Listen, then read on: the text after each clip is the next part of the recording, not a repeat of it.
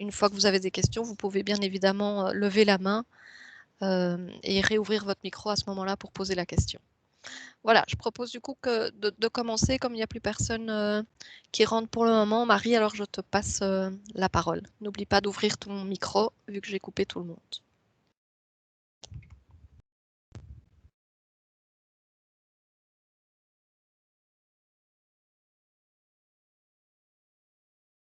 On t'entend pas, hein, Marie?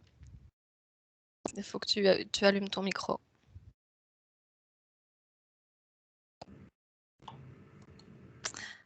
Voilà, parfait. Voilà, on m'entend bien? Oui, on t'entend. Je te passe la parole. Parfait, merci Adine. Donc bonjour à tous. Donc aujourd'hui, on va parler des visites de certification. Donc comme hier, hein, donc on va parcourir ensemble ce qu'est une visite de certification photovoltaïque supérieure à 10 kW crête, bien entendu, car à Bruxelles, on ne visite que celles qui sont supérieures à 10 kW crête. Évidemment, il y a des particuliers, mais il y a aussi beaucoup de sites industriels. On a des éléments qui sont obligatoires à vérifier. Il y a une série d'éléments que je vous ai remis en to-do list, comme ça vous n'oublierez pas les choses essentielles. Il y a évidemment votre matériel, comme vous savez. Ensuite, on va parcourir ensemble ce qu'est un rapport de visite.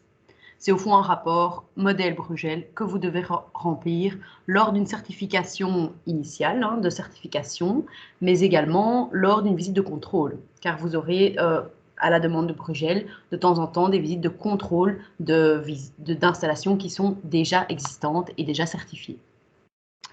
Ensuite, je parcourrai avec vous l'attestation de certification comme hier. Il y a une attestation finale qu'on envoie au producteur et une copie à Bruegel que vous devrez envoyer. Cette attestation, elle est valable pour une certification initiale, mais également pour une visite de contrôle, donc hein, quand vous allez contrôler une certification déjà existante. Tous ces documents seront disponibles sur le site de Bruegel, seront donc téléchargeables aussi via la page dédiée. Ils sont pour l'instant en cours d'édition, mais vous allez pouvoir les télécharger.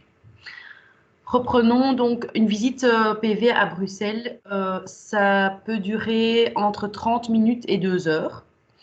Je dis 30 minutes parce qu'il y a des visites vraiment, vous allez voir que c'est Marie, Oui. juste, voilà. En fait, on a une question. Dus al de presentaties zijn nu in het Frans, maar de Nederlandse versie zal ook komen en we zullen deze ook op onze website zetten. En als er nog problemen of als alles niet duidelijk is, kan Marie ook nog in Nederlands spreken, misschien in een andere afspraak. Maar dus inderdaad, voor het moment, al de presentaties zijn in het Frans, maar daarna zullen we ook in het Nederlands de PowerPoint-presentatie zetten. Ja, ik zie het zo. Dus indien er iets niet duidelijk is, geen paniek. Dus jullie kunnen altijd mij contacteren. Ik kan een tweede sessie organiseren in het Nederlands. En zoals Adeline zegt, ja, de presentatie zal ook vertaald en beschikbaar zijn. Dus we kunnen dat altijd doen. Maar ja, als jullie vandaag nog een vraag in het Nederlands, dat kan ook gebeuren, hein? Geen probleem. Goed. Voilà, vas-y Marie. Oui, ok. Alors, pour une visite PV, donc comme je le disais, entre 30 minutes et 2 heures. Pourquoi? Parce qu'il y a des visites, vous allez le voir, c'est assez rapide. À Bruxelles, on ne demande pas mille et une choses. On va parcourir ensemble les éléments principaux que vous devez obligatoirement avoir vérifiés pour dire, voilà, cette certification est conforme, cette installation peut bénéficier de certificat vert. Votre checklist matérielle, toujours check to-do list, et alors le rapport de visite à faire signer par le producteur sur place. Toujours faire signer par une personne sur place ou le titulaire s'il est présent. Alors, qu'est-ce qui est obligatoire à Bruxelles? On fonctionne comme ceci. Donc, on regarde la présence des panneaux solaires, la présence des onduleurs, la présence d'un compteur. On scelle le compteur vert et on fait les photos. Ça, c'est vraiment la base et ce que vous devez obligatoirement avoir fait. Ben, le matériel, c'est assez simple. Au fond, ce sont vos scellés que vous allez mettre sur le compteur vert seulement. Hein. Donc ici, vous pouvez voir un exemple qui avait été fait par un organisme et vous pouvez voir qu'il a très bien fait ça. Donc les scellés sont aux endroits indiqués, enfin réservés. Il y a un scellé autocollant qui recouvre même le cache ici. Et alors, on voit bien l'index ici de production. Donc, voilà, en fonction des compteurs, vous allez voir parfois total import, total export. Mais donc, c'est vraiment, il faut aller prendre cet index de production total. Ici, qu'est-ce que on peut encore dire? Ben, naturellement, prenez votre matériel de sécurité, ça me semble logique. Prenez des photos, évidemment, car ça, c'est obligatoire. Et alors, remplissez le rapport de visite, hein, toujours. Alors, la to-do list, ben, une fois que vous avez pris des photos des panneaux solaires, vous prenez les photos des onduleurs, vous prenez la photo du compteur vert, toujours avec les index si possible, et pour le compteur vert, obligatoirement l'index total, comme je viens de vous le dire, avec le numéro de série. Le numéro de série, on va le voir après sur des photos de manière plus détaillée, précise. La cohérence avec le dossier, évidemment, vous allez avoir préalablement un dossier de ce producteur. Et donc, le but de cette visite, c'est vraiment de regarder la cohérence globale avec le dossier. Donc, dans les grandes lignes, si tout correspond, pour nous, c'est en ordre. Alors, pour les panneaux, rentrons dans le détail. Ben, la présence suffit. Donc, vous prenez une photo dans son ensemble. Ici, j'avais pris un exemple de prise de vue. Voilà, celle de droite, par exemple, vous voyez bien toute l'installation. Pour nous, c'est satisfaisant, enfin, c'est suffisant. On voit qu'il y a des panneaux solaires. Ils ont été pris dans son ensemble. Pour les onduleurs, ben, parfois, il y en a beaucoup. C'est toujours bien de prendre une photo de prendre un peu de recul et de prendre d'abord une photo dans son ensemble. Et alors, vous pouvez constater leur présence. Hein. Donc, vous n'êtes pas obligé d'aller spécialement... voilà, parfois, c'est difficile d'accès du moment qu'on a une photo dans son ensemble. Alors, évidemment, comme toujours, la cohérence globale prime. Ici, vous voyez qu'il y a vraiment beaucoup d'onduleurs. Qu'est-ce que vous pouvez faire à ce moment-là? Si vous voyez dans le rapport d'inspection qu'il était censé y avoir une cinquantaine d'onduleurs, que vous voyez qu'il y en a deux, ben, il y a un problème. D'accord? Donc, vous regardez la cohérence globale. Ici, on voit qu'il y en a beaucoup. On les compte à la limite par rangée. Vous comparez, vous dites, OK, ça m'a l'air cohérent. Vous prenez un échantillon, on va dire représentatif, pour quand même aller voir le log, comme ici, on voit que l'Ever Energy, vous allez voir total 7937. Vous faites fois le nombre d'onduleurs. OK, par rapport au rapport d'inspection, ça me semble cohérent. Le numéro de série que vous voyez ici, ça c'est toujours bien d'aller vérifier si quand même il correspond aussi dans le rapport au numéro de série indiqué. Je ne dis pas qu'il faut aller les faire pour les 500 onduleurs s'il y en a 500, mais on va dire qu'un échantillon représentatif est toujours apprécié. Alors, ici, c'est un exemple d'installation où j'avais été, il y en avait deux seulement. Donc ici, comme on peut le voir, j'avais bien pris une photo donc, des deux dans son ensemble. Et ensuite, j'avais été prendre séparément une photo du numéro de série qui, on voit ici, est très lisible. Et alors, parfois, bon, il est en bas. Ça, je suppose que vous savez dans la pratique un peu chercher et trouver ce numéro de série en fonction évidemment des marques des onduleurs.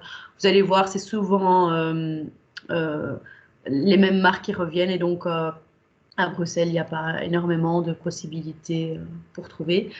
Si il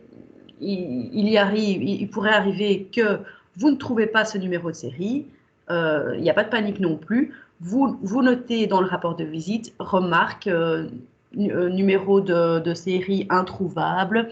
Vous prenez une photo pour montrer que vous n'avez pas trouvé et qu'il ne figure pas visiblement sur votre photo. Et ça sera suffisant. Harry, oui. Du coup, il y a une question dans la foulée que je pense que je vais t'arrêter. Il y a une question pour savoir si les panneaux ou les onduleurs ne sont pas accessibles. Qu'est-ce qui se passe? Donc, si c'est vraiment pas accessible, ben déjà les panneaux, normalement, vous devez alors voir d'avoir une photo. Parce que dans le dossier de la demande, normalement, vous avez une photo de cette installation. Hein. Donc, ils sont normalement obligés de donner accès. Alors, il faudrait vraiment qu'il y ait une raison valable pour ne pas accéder à une installation. Personnellement, dans mon cas et dans mon expérience, je n'ai jamais eu le cas où je n'avais pas du tout accès. À part, la seule raison qu'il y a eu, la personne n'était pas là, ne m'a pas du tout ouvert, mais à ce moment-là, c'est la faute du producteur qui n'était pas présent sur place, qui ne m'a pas donné l'accès. Et alors, j'ai annulé la visite tout simplement de certification. Mais donc, normalement, quand vous prenez contact pour prendre un rendez-vous pour la visite de certification, une fois que le dossier est complet, bien sûr, vous demandez, dans ce mail, nous vous notifierons cela, il est bien indiqué, votre installation doit être accessible. Tous les compteurs doivent être accessibles et surtout les panneaux solaires. C'est quand même le principal élément sur lequel on se base pour une certification. Je ne sais pas si ça répond à votre question.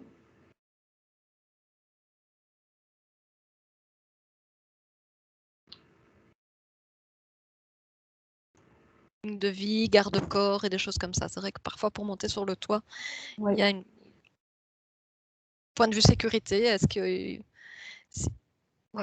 les installateurs peuvent alors fournir les photos? Est-ce que les installateurs peuvent fournir les photos? Ils peuvent fournir les photos. Oui, ça m'est arrivé une seule fois ou deux, oui. On peut dans certains cas prévoir alors que l'installateur, bon, si c'est vraiment dangereux par exemple, et alors vous dites voilà, moi je refuse quand même d'accéder, ça me paraît vétuste comme façon d'accéder. À ce moment-là, une photo suffit. Oui, on peut prévoir cela. Alors bon, bien le spécifier, hein. Toujours argumenter dans votre rapport que vous n'êtes pas vous-même allé voir l'installation et que c'est sur base d'une photo, et alors vous joignez cela au rapport. Oui. Oui. Mais on essaye quand bien que mal d'avoir accès quand même, quoi. Ça, c'est la première, c'est la priorité.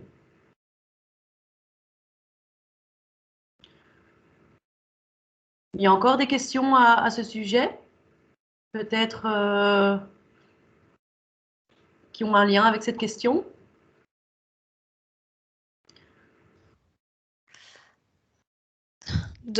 Ouais.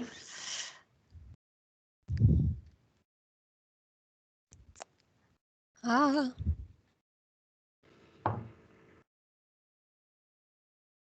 Sinon, oui, donc tu peux continuer. Voilà, excuse-moi, j'avais des problèmes avec mon micro, mais donc tu peux continuer. Il n'y a plus de questions.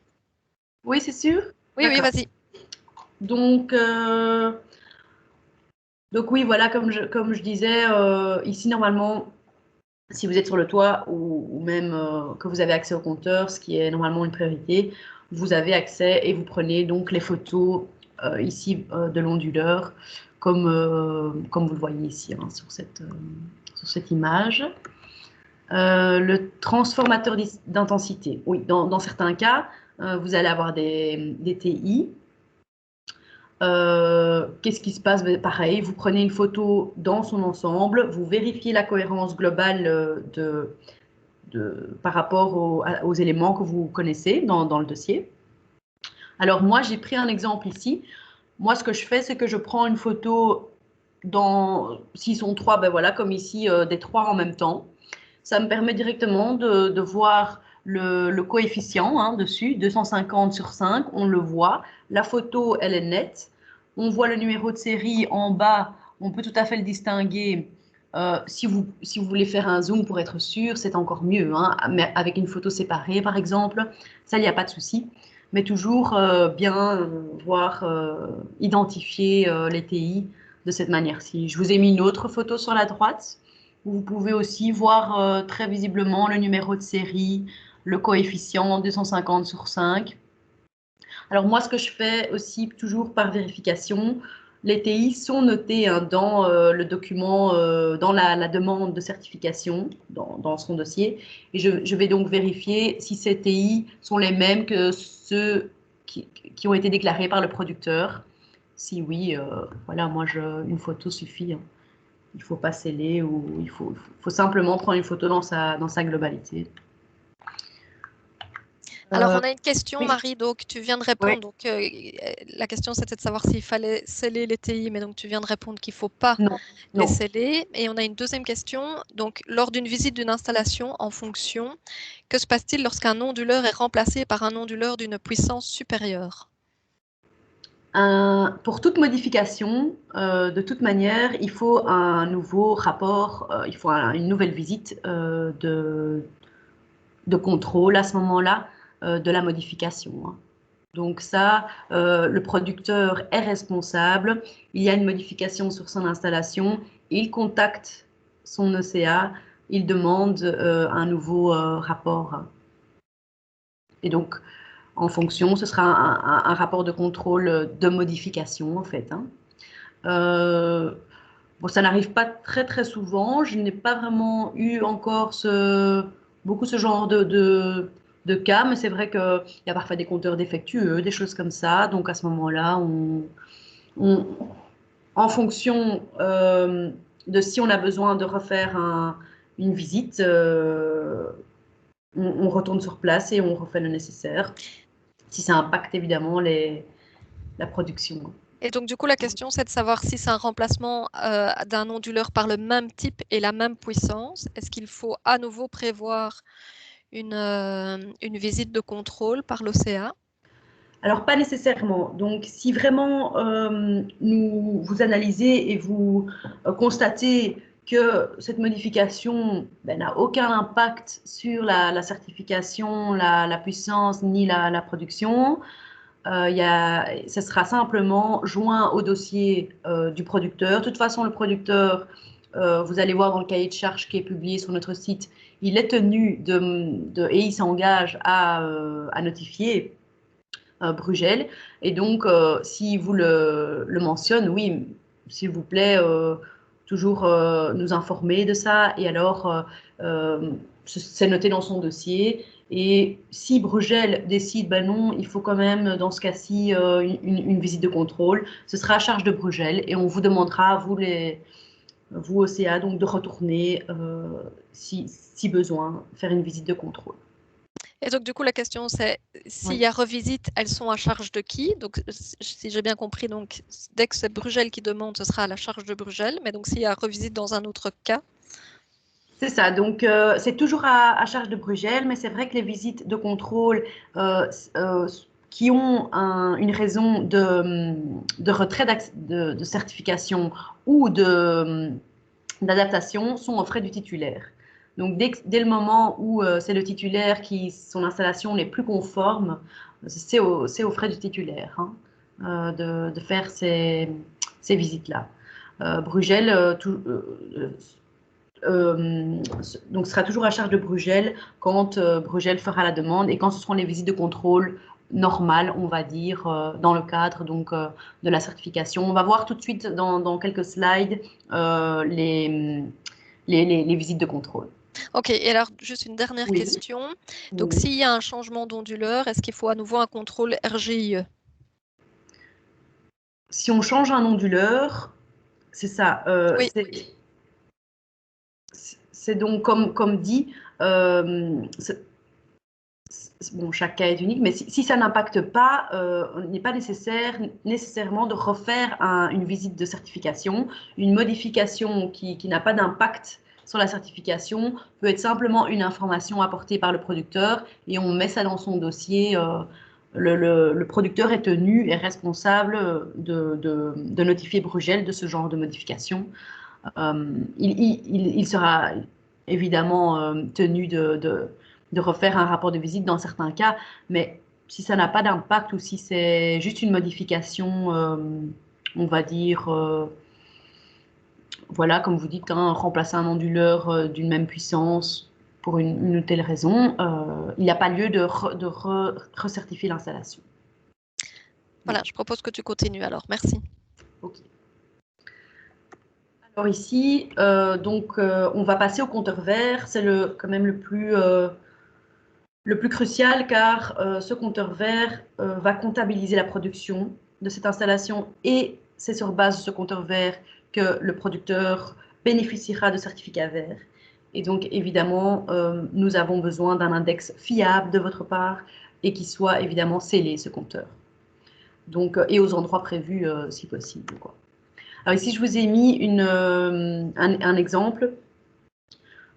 Ici, on avait plus de scellés à un moment donné. On avait mis un autocollant, un scellé autocollant, et donc qui va se déchirer. Donc dès qu'on va retirer le câble, bon ici on aurait dû mettre un deuxième pour vraiment être tout à fait correct. Mais donc ça c'est tout à fait acceptable. On voit bien ici ce numéro de série est très très clair en bas à gauche du compteur sur la photo, hein. Donc, c'est bien d'avoir ça et pas une photo qui soit floue où on ne sait pas lire le numéro de série. Ça peut être vraiment utile dans le futur. Et alors, l'index ici, indépendamment enfin, d'un cas à l'autre, la configuration d'un compteur vert peut différer. Et donc, regardez bien, ici, c'est la même installation en fait. Et ils avaient un compteur vert avec la production enregistrée sur le total EA export. Et ils avaient un autre compteur, le même compteur vert qui affichait total EA import. Et donc le producteur, le titulaire, me disait oui, il me semble que c'est celui-ci, donc le import, qui comptabilise ma production. Ben non, ce n'était pas celui-là. Effectivement, c'était l'export. Et donc, faites attention à ça aussi, de regarder si vous regardez la cohérence. Hein. Si vous avez un compteur vert et qu'il a été configuré sur une autre donnée par rapport à un autre compteur, ben, et que ça vous semble étrange, regardez la production. Ici, c'est clairement le total à export. C'était un supermarché de base, mais donc 37 169, c'est une donnée cohérente pour une production avec tous des frigos voilà, le EA import était en fait les appareils, ce qui était réinjecté, quoi. Donc il faut, voilà, dans le doute, vous pouvez toujours prendre les deux et alors comme ça on a les deux dans le dossier. Moi c'est ce que j'avais fait à l'époque pour celui-ci. Mais donc c'était bien le EA export dans ce cas-ci. Marie? Oui. Donc, on te demande encore une confirmation donc, par rapport à ces onduleurs. Dus de nieuwe omvormer wordt niet beschouwd als een belangrijke modificatie. Si tu pouvais réexpliquer. Ja, dus een omvormer, een nieuwe omvormer is een modificatie, ja, natuurlijk. Maar het is niet een modificatie dat per se moet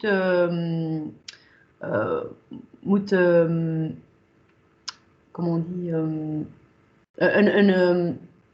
een controle van de installatie is niet verplicht voor elke modificatie. En dus dat zal een analyse intern bij Bruegel, die zal beslissen, oké, moet een nieuwe controlebezoek gebeuren of niet. Dus het gebeurt niet vaak. Wij hebben niet vaak het geval dat wij moeten opnieuw een bezoekcontrole doen voor zulke wijzigingen. Nee.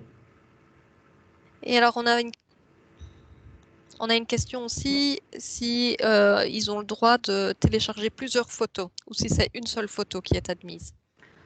En néerlandais ou en français? En français. Alors, pour les photos, on n'a pas vraiment de... On n'est pas vraiment exigeant sur le nombre de photos. Par contre, n'inondez pas de photos qui sont inutiles. Donc, nous demandons en fait obligatoirement une photo dans son ensemble de chaque compteur et de l'installation en elle-même. Mais on apprécie évidemment si la photo, on ne voit pas bien un numéro de série, une photo zoomée par exemple, séparée sur le numéro de série ou sur l'index comme ici sur le compteur vert qui est crucial.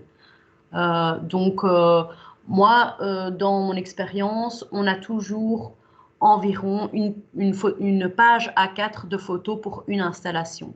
C'est-à-dire une page A4 où vous avez une photo de l'installation, une photo de chaque, donc de l'onduleur, du compteur vert, séparé. Et alors, une photo du compteur vert, oui. C'est ça qu'on a comme photo. Donc, je dirais que ouais, maximum 5 photos, normalement, suffisent pour une installation PV. C'est vrai que, bon, et oui, comme oui, il y a les TI, c'est vrai. C'est vrai que quand c'est vraiment un site industriel, parfois, il pourrait y avoir 2 pages de photos. C'est déjà arrivé, mais bon, à Bruxelles, généralement, ce ne sont pas non plus... j'ai pas encore eu besoin de plusieurs pages de photos pour certifier une installation.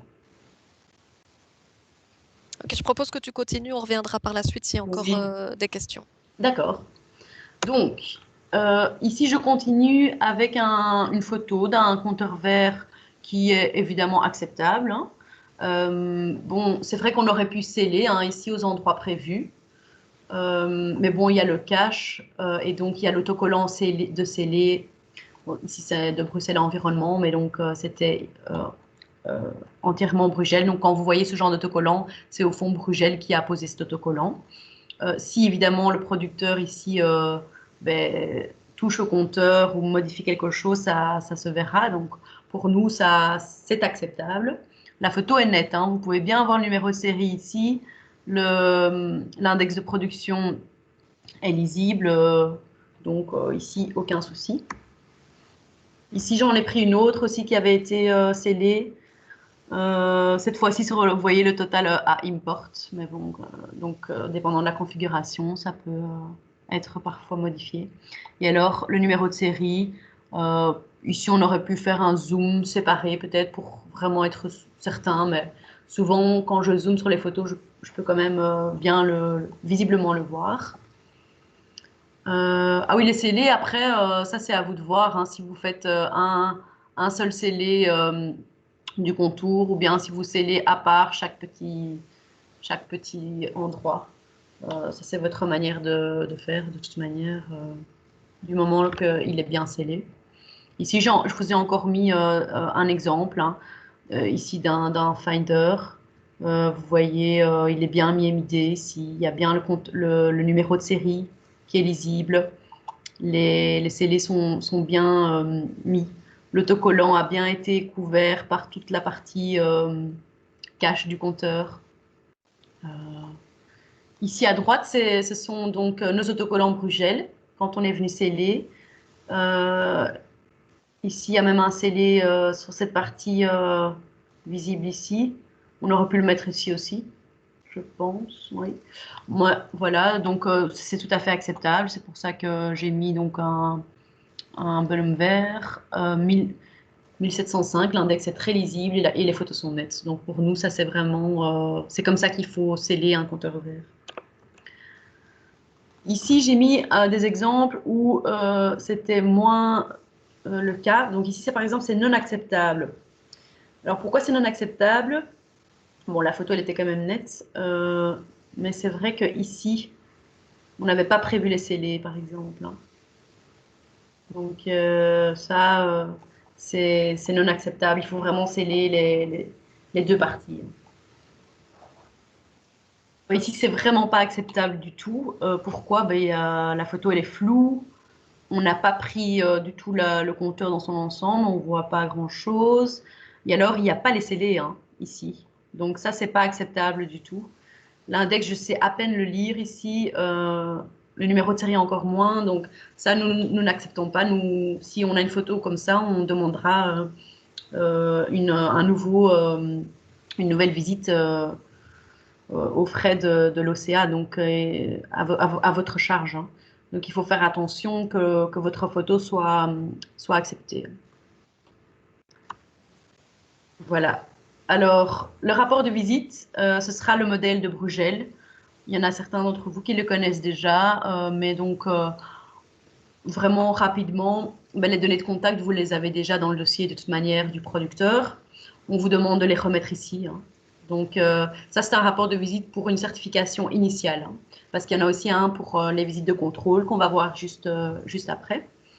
Vous remplissez simplement les champs. Les informations de l'installation, ben, l'adresse évidemment, la puissance, le numéro de son unité certifiée SOL 0, votre chiffre d'OCA, le numéro de dossier à 4 chiffres. Ben, ensuite, l'identifiant s'il y en a un, la date de mise en service, on la remet toujours là. On a un petit champ remarque si jamais, mais il y a surtout si vous avez vraiment une remarque importante, je préfère que vous le mettiez là dans remarque lors de la visite. Et alors, les informations à prendre sur place. Donc ça, on va aller voir en détail ici. Donc, qu'est-ce qu'il faut prendre sur place? Ben, donc, l'index du compteur vert, vous le renotez là, même si vous avez pris la photo. Vous renotez celui de la photo aussi, s'il vous plaît, parce que parfois, il y en a qui prennent une photo et puis ils attendent une demi-heure et puis ils prennent un autre index. Et donc, c'est toujours mieux d'avoir l'index de la photo que vous avez prise. Alors, le scellé, ben, vous pouvez indiquer là, si vous avez mis 2 autocollants ou 4 plombs, vous indiquez les quantités de scellés et lesquels. Vous indiquez ben, s'il y avait bien les panneaux, évidemment. Ah oui, ici, ben, pour répondre à la question de tout à l'heure, hein, si vous n'avez pas eu accès, par exemple, vous auriez entouré impossible à constater la présence des panneaux, car vous n'avez pas été sur place, vous n'avez pas eu accès. Et alors, vous mettez dans le champ remarque la raison. Panneau visible de la voie publique, ça c'est une indication, vous remplissez oui ou non. L'onduleur, s'il était sous tension, hein, oui et combien. Et alors, la présence d'un TI, oui, non. De toute façon, si oui, vous aurez les photos. On aura les photos. Et alors, on demande tout à la fin, quand vous avez rempli tout ça, vous dites si c'est conforme ou non conforme. Alors, ben, conforme, c'est si il y avait bien un compteur vert, l'installation elle était sous tension, vous avez tout su sceller. Il n'y a pas de raison que ce soit non conforme. La seule raison, elle pourrait être non conforme, mais par exemple, comme je vous ai dit tout à l'heure, l'exemple du monsieur qui ne vous ouvre pas tout simplement. Donc, vous n'avez pas pu sceller le compteur, vous n'avez même pas constaté l'installation.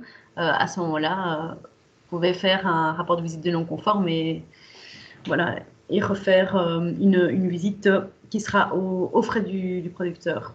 Une non-conformité, ça pourrait être aussi, par exemple, vous arrivez sur place, vous avez accès, mais toute l'installation, elle est pas sous tension. Donc, vous ne savez rien sceller, il n'y a pas d'index. Vous constatez, vous replanifiez une visite, hein, c'est non conforme.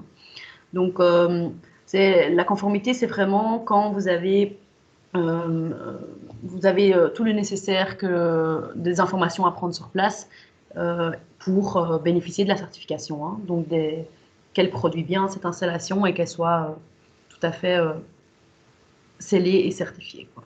Alors, très important, n'oubliez pas la date de la visite, parce que après, ça peut être sujet à des discussions. Car pour les producteurs, c'est très important que votre visite, c'est le début de leurs 10 ans d'octroi de certificat vert. Hein. Donc, ça, c'est crucial pour eux. Et alors, le nom de l'agent, on demande, et évidemment, une petite signature.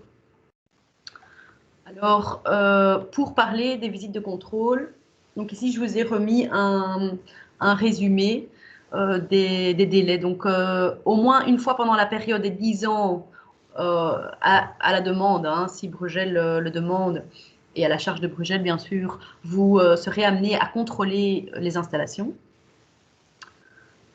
Pour les petites installations, il y aura un contrôle aléatoire, celle sur base dossier, donc 1/20 des installations. Donc par an, on a fait une estimation de 350 par an. Donc ça représenterait ça par an de contrôle aléatoire pour les petites installations. Et alors tous les 5 ans, Si la production, s'il y a des garanties d'origine, donc pour certaines installations, il y aura des contrôles à faire tous les 5 ans. Mais elles vous seront bien expliquées aussi par la suite et détaillées. Ici, ah oui, j'ai remis, donc si le rapport conclut à l'adaptation ou au retrait de l'attestation, s'il y a une non-conformité, le contrôle est réalisé aux frais du titulaire. Ce qui est logique vu que ce serait un rapport qui incombe au producteur. Hein. Donc, alors, c'est aux frais du titulaire, au producteur. Pour l'attestation, nous avons 2 attestations. Celle pour la certification initiale, donc la première, et alors celle pour un contrôle, s'il y en a un.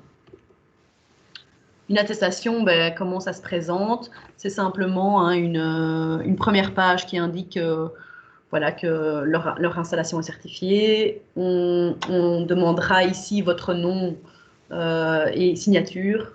Donc, les modalités, l'attestation peut aussi être sujet à modification, car pour l'instant, ben, c'était encore un modèle Brugel, vraiment pour Brugel. Donc maintenant, on est en train de l'éditer pour que vous puissiez l'utiliser voilà, en grand nombre, hein, de manière automatique aussi. Alors ici, on a la deuxième page de l'attestation. Ça, c'est vraiment la page qui reprend les données techniques, hein, le numéro de son UC, la puissance, et alors toutes les dates. Hein. Les dates qu'on a vues hier, donc date de mise en service, date de visite, date de début d'octroi des certificats verts, l'index de départ, le taux d'octroi des certificats verts. Donc, c'est vraiment cette attestation-là, elle sera envoyée par vous une fois que la visite a eu lieu et que tout est conforme. Voilà, donc ici, il y aura pareil, la même pour une visite de contrôle. Ce sera exactement la même, simplement qu'il y aura l'index de contrôle au lieu de l'index initial. Voilà. Ici, je pense que j'ai rien de plus à vous communiquer pour l'instant. Petit récapitulatif, donc on avait dit, il y a un dossier avec le formulaire et les annexes. Il y aura un rapport de visite, vu que c'est une installation que vous allez visiter, complété et signé. Il y aura des photos, donc comme on a dit tout à l'heure, panneaux, onduleurs, TI, compteur vert. Et alors, tout à la fin, l'attestation qui est générée et délivrée par vous au producteur. Et une copie qui est envoyée à Bruxelles. Voilà, moi j'ai terminé ici pour aujourd'hui. Maintenant, évidemment que dans le futur, il y aura des questions plus concrètes quand vous aurez des cas concrets et quand on sera vraiment dans le concret d'un réel cas. Maintenant, aujourd'hui, c'était surtout pour vous faire passer un maximum d'informations. J'espère que j'ai répondu à certaines de vos questions en tout cas. Et comme j'ai dit, pour les néerlandophones, indien het niet duidelijk is, ik zal ik ook een andere sessie organiseren. Als het nodig zou zijn ook, dat is geen probleem. U kunt ook altijd mij contacteren op onze e-mailadres. En Adeline zal ook een e-mail sturen met de presentatie vertaald in het Nederlands in een paar dagen. Dus normaal gezien zal er geen probleem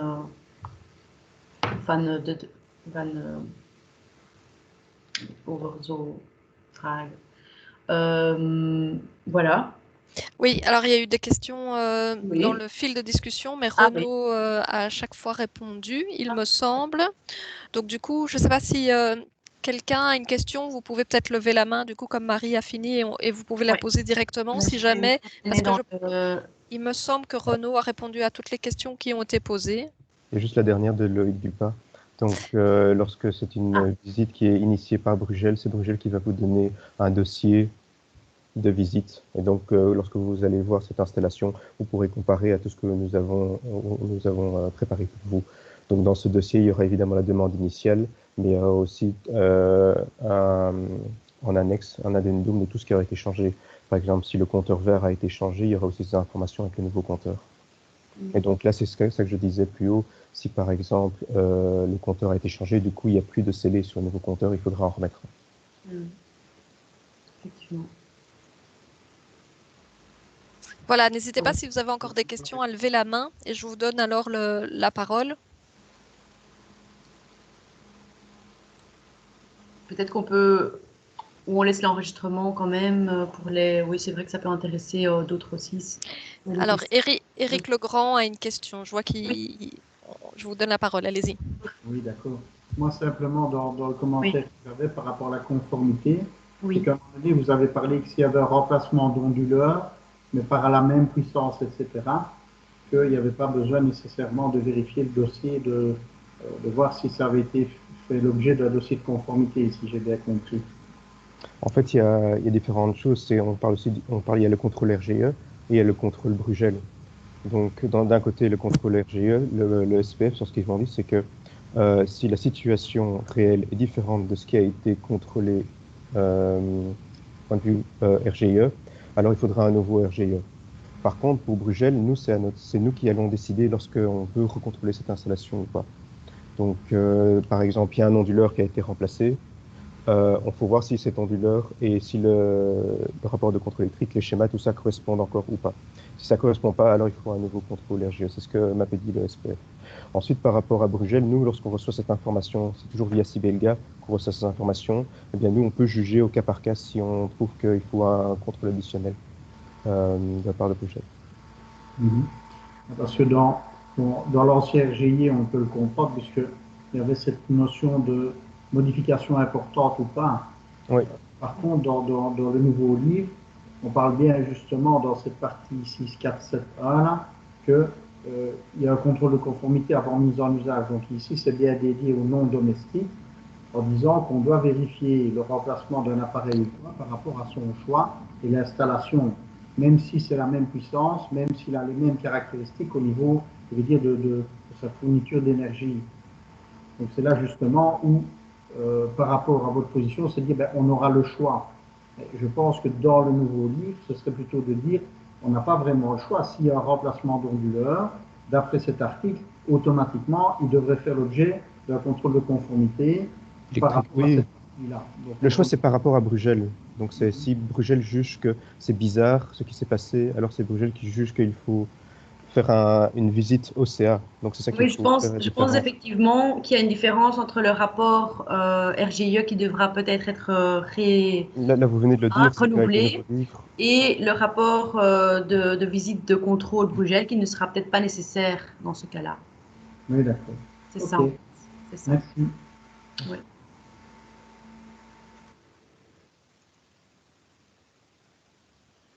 Donc, je vois qu'il y a une question qui a été rajoutée. Donc, si on signale toute modification constatée lors d'une visite de contrôle et en communiquant notre rapport de visite à Brugel, Brugel peut préciser si besoin, si nécessaire, il faut refaire une visite. On parle de la visite de contrôle initiale, sans doute. Donc, il y a quand même une certaine flexibilité, on va dire. C'est par exemple, dans tout le dossier initial, ils avaient donné des informations, par exemple, sur telle marque de compteur, tel numéro de série de compteur, et le compteur vert, par exemple, et que pour la visite, ils ont dû changer le compteur juste au moment, un jour ou deux avant la visite. Si le jour même, ils nous fournissent tous les documents nécessaires pour ce nouveau compteur, pour nous, ça va, parce que le nouveau compteur, il est toujours, par exemple, si c'est le Schneider, par exemple, que Marie a montré, si on reste avec le même modèle, la même marque et tout, ou même que ce soit un autre, mais qui respecte toujours les conditions pour la certification Brugel, c'est toujours OK en réalité. C'est juste qu'ils doivent mettre à jour tout leur dossier.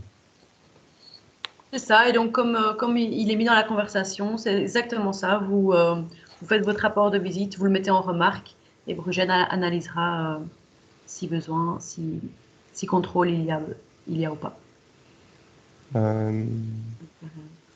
Oui, Jean-François Omra, oui, c'est ça. Donc nous, lorsque vous ferez les visites initiées par Brugel, donc ce sont les visites de contrôle aléatoires, donc toutes les installations durant leurs 10 ans de certificat vert, il y a 20% qui doivent être contrôlés de manière aléatoire.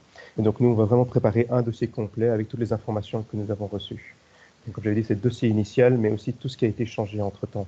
Si par exemple, il y a des panneaux qui ont été remplacés parce que la foudre est tombée dessus ou des choses comme ça, on doit être notifié. Et donc, on préparera tout ça pour vous à ce moment-là.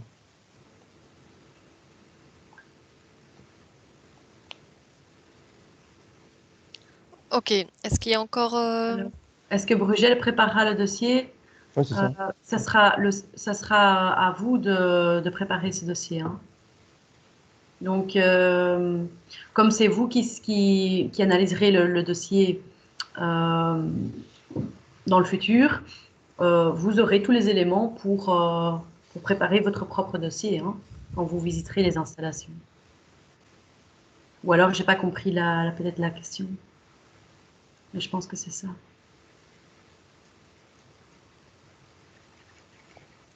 Brugel ne préparera plus les dossiers, hein, donc le producteur ira directement faire la demande auprès de vous. Donc,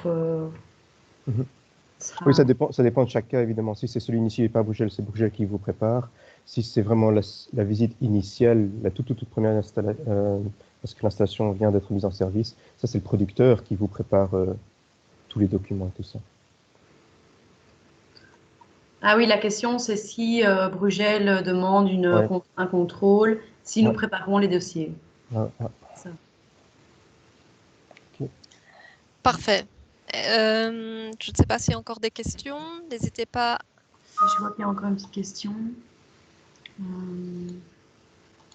Oui, tu as répondu. Oui. Bah, de toute manière, on peut encore continuer après avec la présentation de Renault, s'il y a d'autres questions qui reviennent.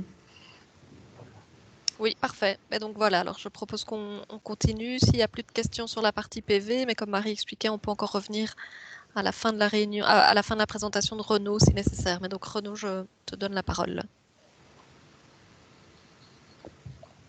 Merci. Vous voyez toujours ma souris?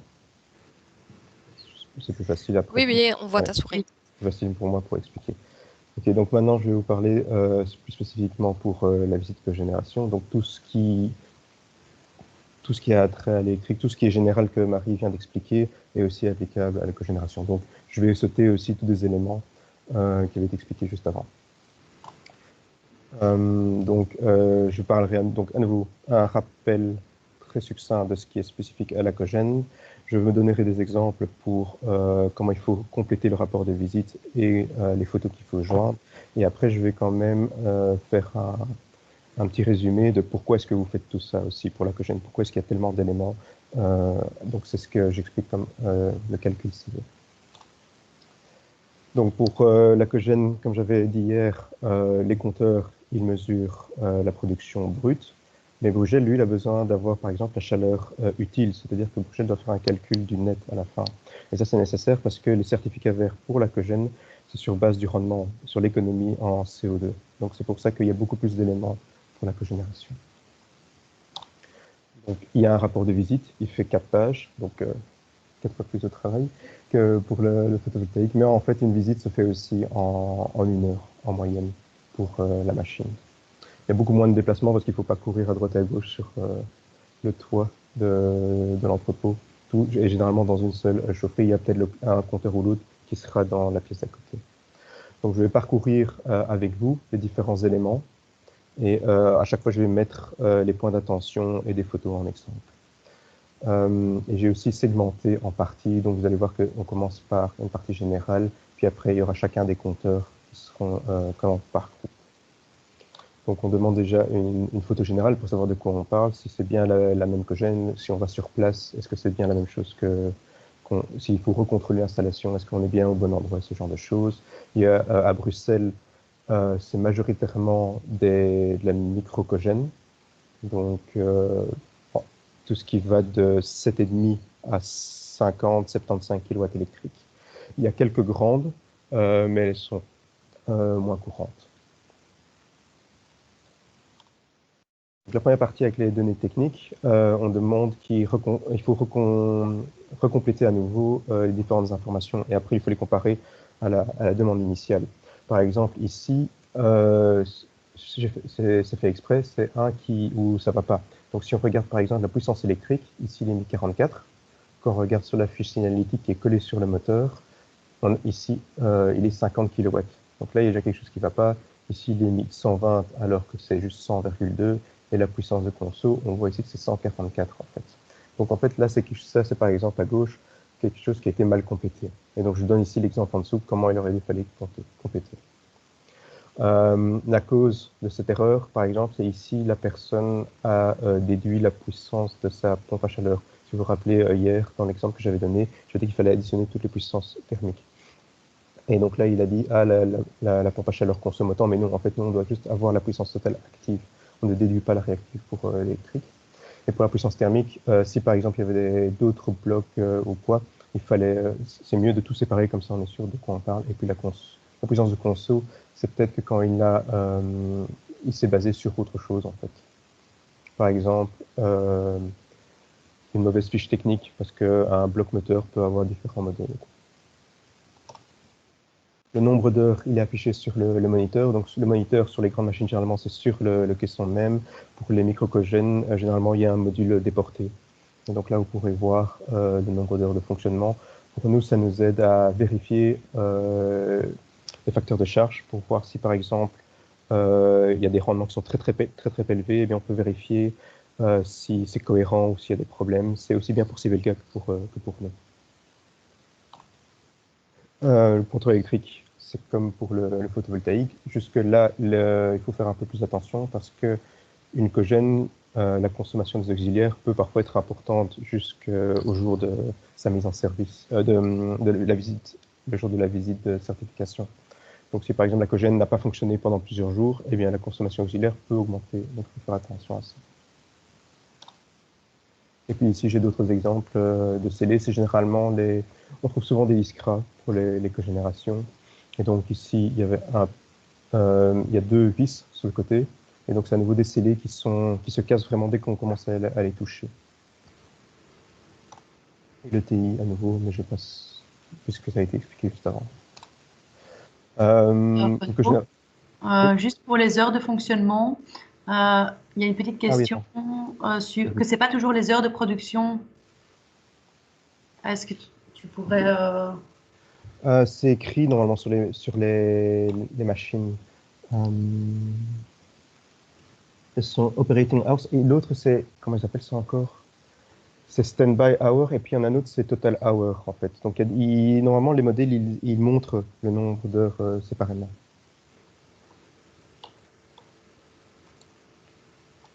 Je pense que c'est... Donc, par défaut, normalement, ils mettent le nombre d'heures de fonctionnement vraiment. Si on veut avoir le nombre d'heures totales, donc avec les stand-by et tout bazar, il faut aller dans les menus pour l'avoir.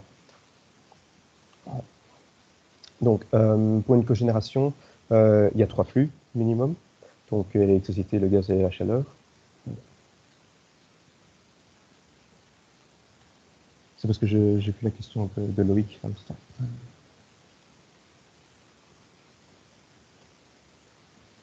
Oui, c'est pour ça qu'on met vraiment, c'est la responsabilité du producteur de vous indiquer. Donc, quand vous arrivez, c'est pas à vous de faire le détective et quand même tout chercher. C'est le producteur qui va vous dire, voici, ça c'est la machine, ça c'est le compteur gaz, ça c'est le compteur électrique, tel registre fait quoi et quoi. Parce que c'est vous qui comparez par rapport à la déclaration du producteur. Et aussi, on fait un maximum de photos pour être sûr. Donc, le compteur gaz, donc il y a un flux de gaz. Vous voyez ici, il y a en mètres cubes ici. Généralement, c'est ces deux types de compteurs qu'on va voir. Donc, les Metrix ou les Honeywell. Et puis à droite, ça, généralement, ce modèle-là, ils sont reliés à un correcteur externe que je vais vous expliquer juste après. Alors, il existe aussi des modèles. Ici, on a justement le Honeywell qui a une correction interne en température. On le reconnaît directement parce qu'il y a le T ici dans le modèle. Et donc, on voit qu'en fait, il corrige directement avec la température de référence de 15. C'est important pour nous parce qu'après, quand moi je vais faire les calculs de certificat vert, je sais qu'il y a une correction en température que j'aurais pu sortir de faire. Et puis après, il faut sceller le compteur. Donc, en fait, il y a toujours des trous dans les bagues. Et donc, le but de sceller, c'est de ne pas pouvoir chipoter au compteur. Donc, c'est-à-dire pour l'ouvrir, donc il l'ouvre par ici, le compteur. ou bien pour le retirer carrément de la tuyauterie. Si c'est un avec un entrant et un sortant, il y aura 2 bagues. Voilà.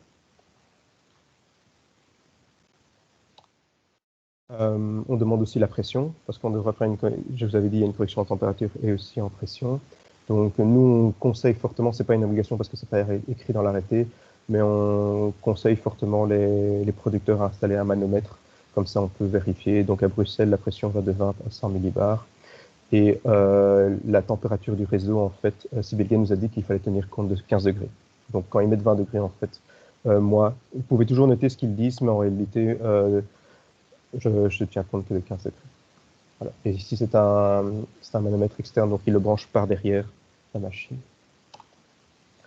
Donc dans certains cas, surtout pour les grandes installations, il y a des correcteurs externes.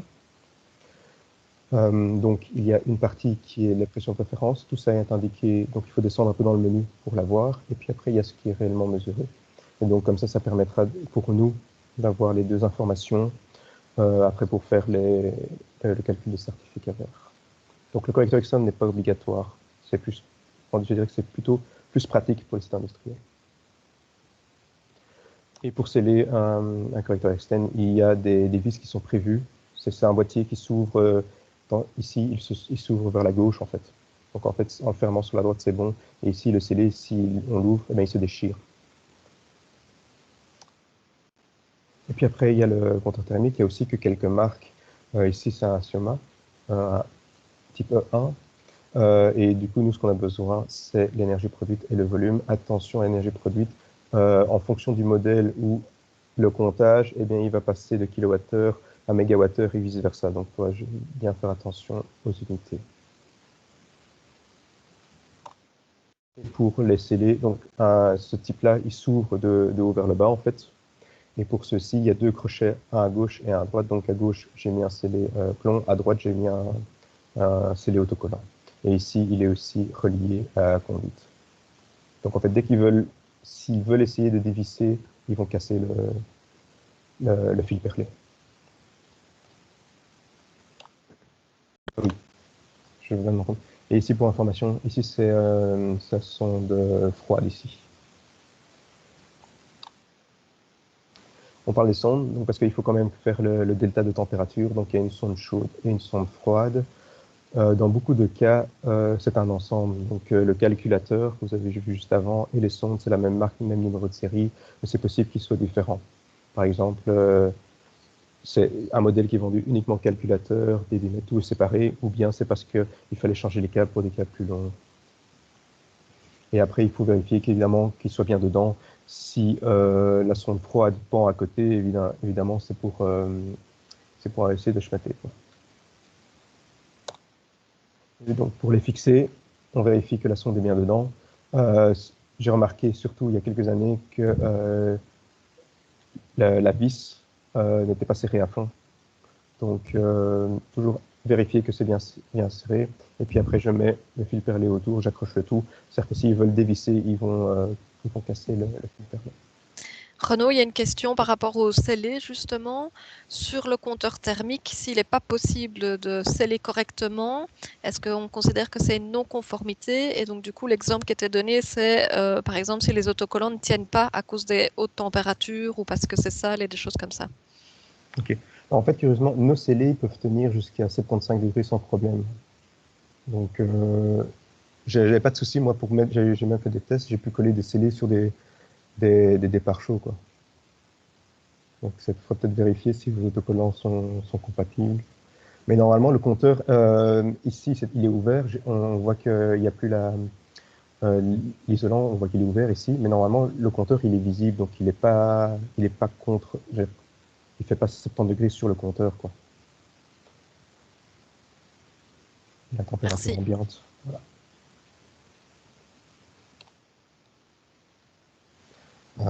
Et puis après, pour les systèmes où il y aurait, comme j'avais dit, c'est pas tout en un, mais c'est différents systèmes ensemble. Il y a ceci. Je reprends la présentation.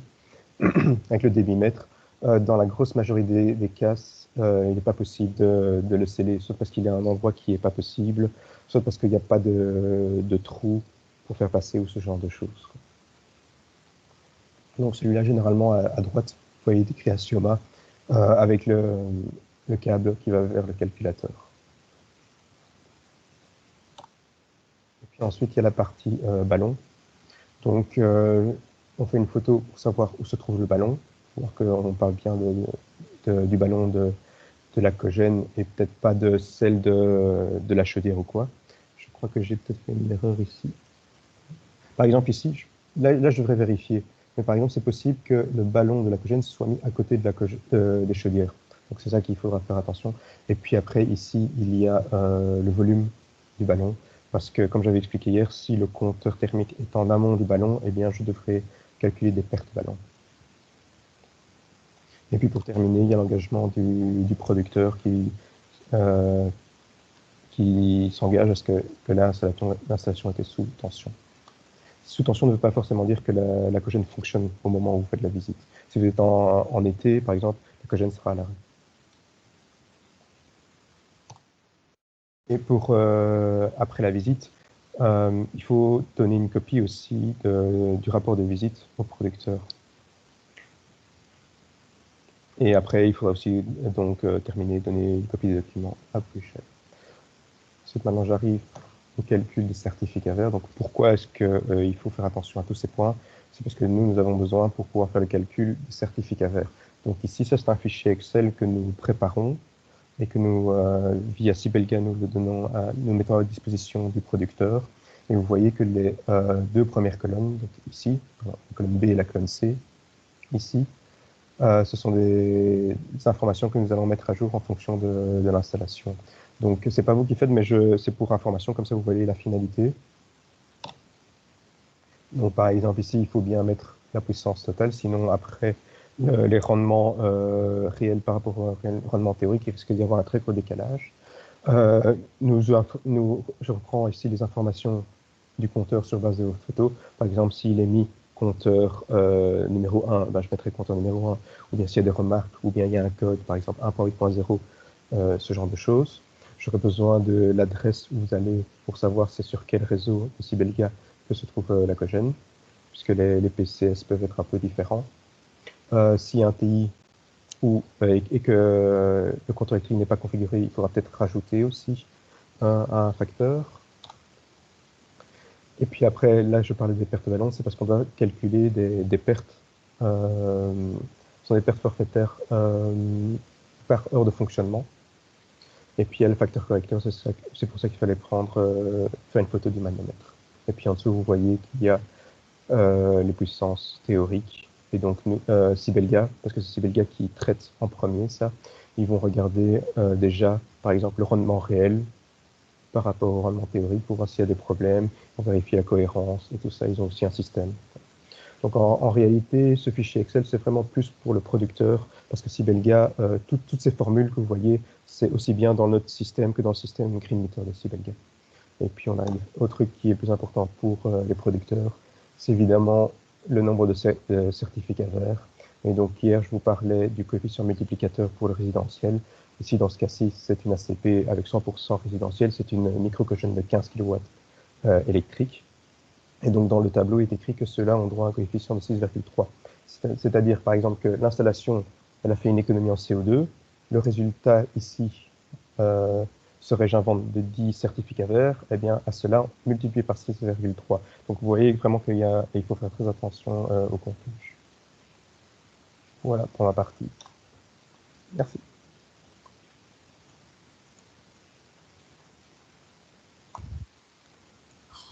Merci Renaud. Devons-nous calculer les gains CO2? Mais c'est via le fichier que je viens de vous montrer, en fait. C'est là, tout en bas, il y avait... Je vous montre. Ici, taux d'économie en CO2. À l'intérieur, il y a la formule, en fait, qui va calculer sur base des index. Voilà, mais n'hésitez pas à lever la main hein, si vous avez une question encore. Peut-être pas obligé de passer par le module conversation. Ou si vous avez une question pour Marie pour la partie photovoltaïque. Ik heb ook net in de chat gezegd dat ik zal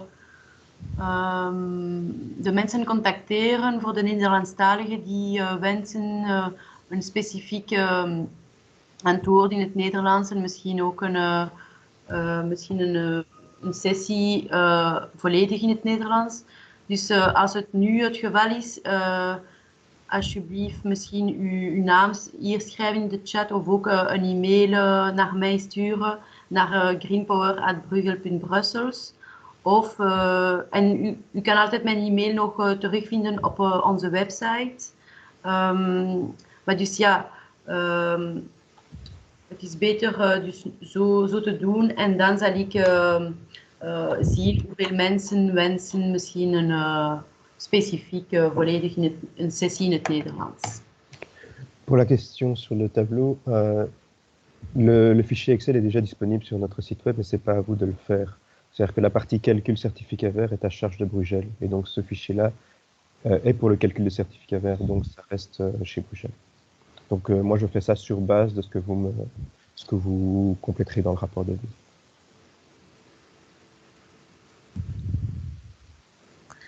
Parfait. J'avais cru voir une main levée un moment. Non. Voilà, je ne sais pas s'il y a encore des questions. Profitez-en. Renaud et Marie sont là pour pouvoir y répondre. Est-ce qu'il y a des questions qui n'ont pas été répondues? Je vois une main levée. Ah oui. Donc oui, bonjour. Nicolas, oui.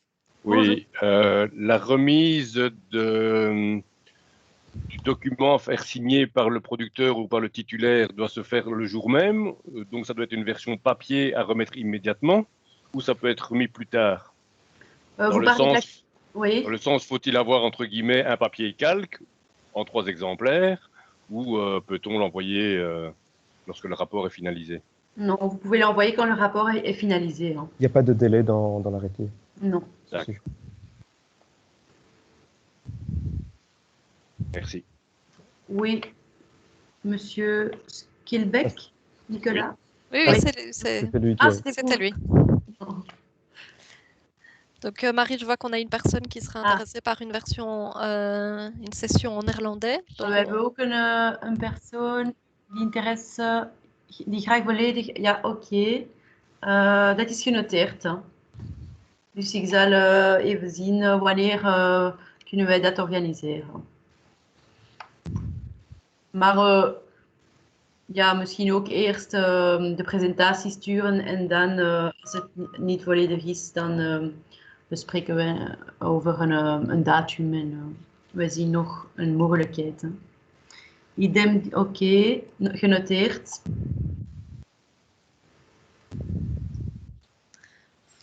Oké, dus er zijn veel mensen die wensen toch... 3 mensen voor het moment, maar ik neem de naam dus. Oké, merci Adeline. Dus ja, dat is genoteerd. Je crois qu'il y a quelqu'un qui écrit quelque chose dans le chat, donc on va encore attendre un peu. Entre-temps, s'il y a des questions qui n'ont pas été répondues dans le chat, vous pouvez toujours nous le signaler maintenant ou ultérieurement. Mais j'ai l'impression que la plupart des questions ont reçu une réponse. Oui, il y a encore juste 2 personnes qui sont occupées de rédiger dans le chat pour le moment. Donc du coup, soit... Oui, donc c'est encore pour avoir la formation en néerlandais. N'hésitez pas à prendre la parole aussi, hein, si pour ne pas écrire votre question, si c'est plus facile. Il y a dit en français.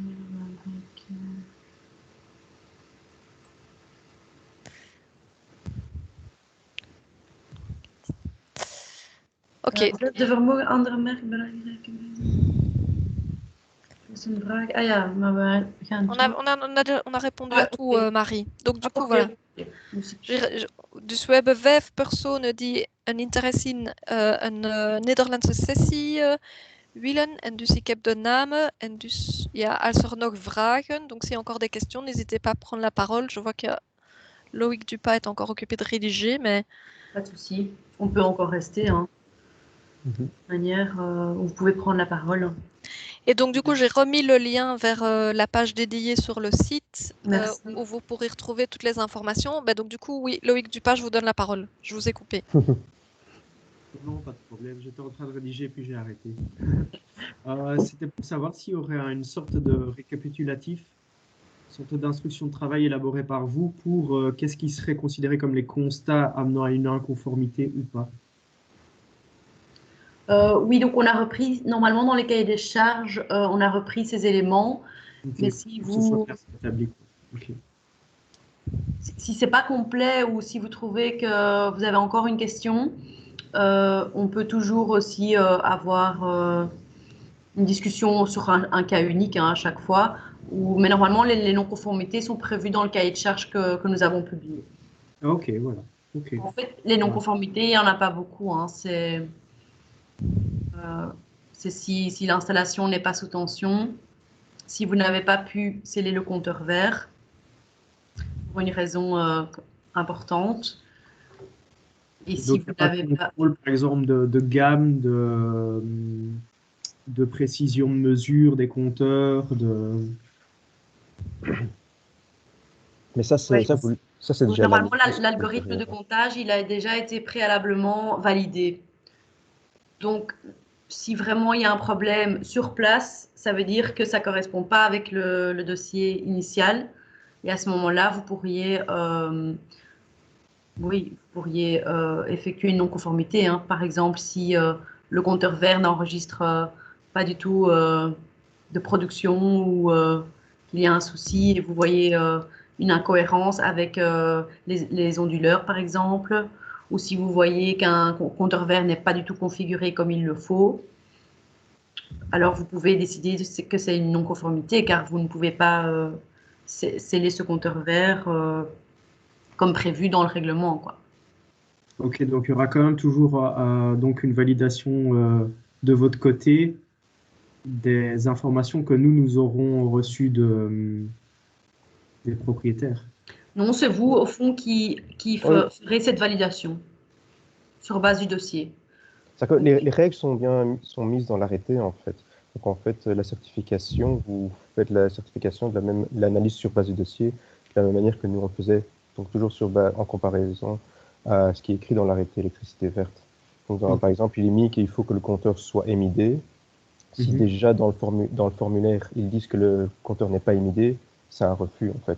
Si par contre, ils disaient que c'était un compteur, par exemple, pour les petits photovoltaïques, c'est quelque chose qui pourrait arriver. Ils ont dit que c'était le Finder 713, mais quand vous voyez sur place que c'est un 712, le 712 n'est pas émidé, donc c'est un refus. Donc c'est plutôt comme ça. Par exemple, pour la cogénération, il y a des compteurs thermiques. Par exemple, les compteurs thermiques de passage, souvent qu'ils utilisent en interne, ce sont des compteurs qui ne sont pas émidés, ça coûte moins cher. Et, voilà. Et après, un jour, l'installateur, il a inversé au dernier moment. Alors que même sur le schéma PID, ils ont bien dit que c'était ce compteur-là. Au dernier moment, ils ont inversé. C'est le cas auquel je pense. Voilà, et donc là, c'est pas bon, quoi, parce que c'est pas correct, le comptage ne respecte pas l'arrêté, quoi. Ok, ça va. Donc on se basera sur l'arrêté comme on fait pour la région Wallonne ou autre, quoi. Ok, ça va, pas de problème. Et puis après, il y a des choses qui ne sont pas écrites dans l'arrêté. Ben là, on les a présentées normalement dans la présentation. Ok, merci beaucoup. C'est vrai que c'est toujours utile hein, si vous voyez un élément qui manque dans notre cahier de charge ou que vous pensez qui n'est pas très clairement explicité, donnez-nous cette information. N'hésitez pas à nous la faire partager, car il est possible qu'il puisse y avoir il y a toujours des petits détails qui n'ont pas pu être clairement explicités. Donc oui, c'est toujours utile pour nous d'avoir votre retour. Je pense que ça sera aussi un échange dans le futur, un échange entre vous et nous sur les bonnes pratiques et sur ce que vous avez rencontré comme difficultés.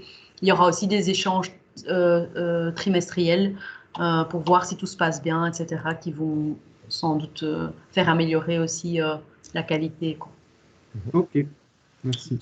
C'est écrit dans le cahier des charges, mais le cahier des charges est amené lui aussi à évoluer s'il y a des nouvelles lois qui rentrent en vigueur. Donc de toute façon, on devra le mettre à jour à ce moment-là. Et on a aussi noté qu'on pouvait mettre à jour, on l'avait déjà expliqué hier, si le formulaire ou si par exemple on constate qu'il y a des pratiques qui devraient être mieux précisées ou choses comme ça, on donnera plus de précision, quoi. Je pensais à deux choses avec la présentation et par rapport aux questions aussi. C'est juste un complément d'information pour les numéros de série des onduleurs.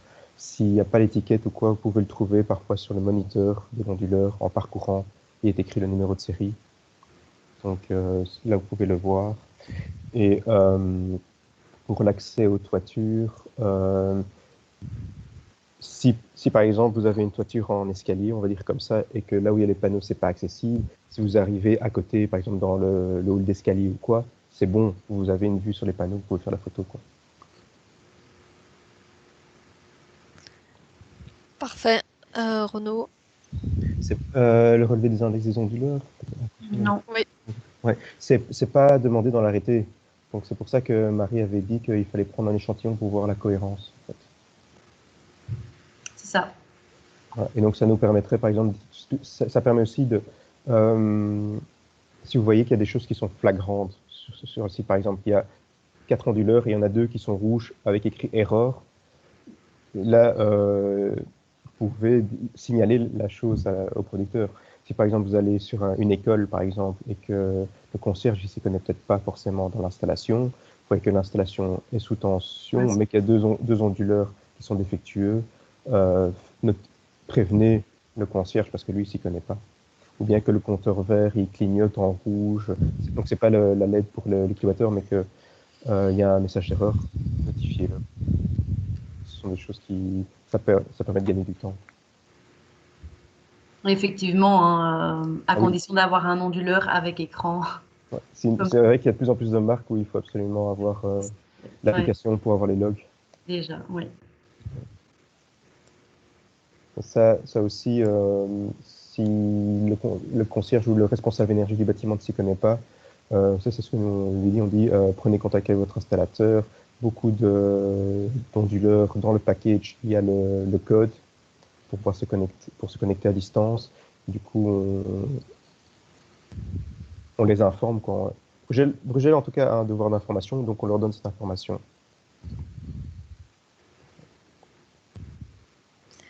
Parfait. Je pense qu'on a répondu à toutes les questions. Donc, comme expliqué au début, on vous enverra un mail la semaine prochaine dès que les présentations PowerPoint en néerlandais sont publiées sur le site. Et donc, on a bien noté le nom des personnes qui souhaitent avoir une version en néerlandais. Dus we zullen volgende week een mail sturen met de PowerPoint-presentatie in het Nederlands. En we hebben de naam van de 5 personen die willen graag een opleiding in Nederlands genoteerd. Dus we zullen daarna een afspraak maken voor de Nederlandse versie. S'il n'y a plus de questions, alors du coup, je propose qu'on clôture ici. Et je vous souhaite alors une bonne fin de journée. Merci Adeline. Merci.